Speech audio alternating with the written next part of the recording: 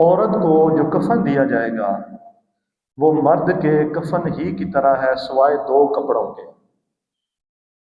مرد کا جو کفن ہوتا ہے اس میں تین چیزیں ہوتی ہیں، ایک بڑی چادر، ایک تھوڑی سی چھوٹی چادر ہوتی ہے، اور ایک قمیص ہوتی ہے۔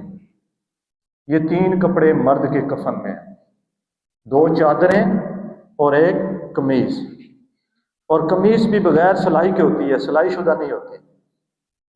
عورت کا جو کفن ہوتا ہے اس میں صرف دو چیزیں مزید زائد کرنی ہے، اس میں تین یہی رہیں گی، دو چادریں، قمیص، دو چیزیں اس میں زائد ہوں گی، ایک دوپٹہ اور ایک سینے پر رکھنے کے لیے کپڑا، ایک سینے پر رکھنے کے لیے کپڑا۔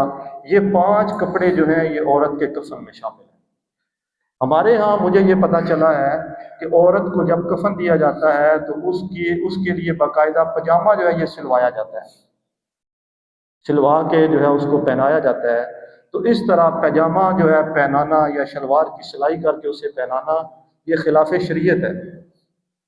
یہ کیا خلاف شریعت ہے؟ یہ ذہن میں رکھیں کہ کفن کے اندر جو ہے وہ قمیص سلوانا یا شلوار سلوانا یا پاجامہ سلائی کرنا یہ خلاف شریعت ہے۔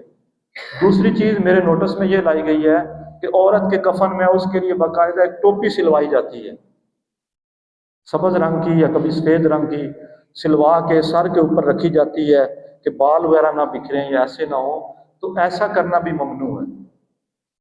عورت کے لیے یہی ہے کہ جو اس کے بال وغیرہ ہیں، بال اس کے جو ہے وہ پیچھے کر کے لمبے ہیں تو پھر سینے کے اوپر ایسے رکھ دیے جائیں، لیکن اس کے لیے باقاعدہ کوئی ٹوپی وغیرہ سلوانا، وہ چاہے کسی بھی کپڑے کی ہو، کسی بھی رنگ کی ہو، یہ بھی کیا ہے؟ ممنوع ہے۔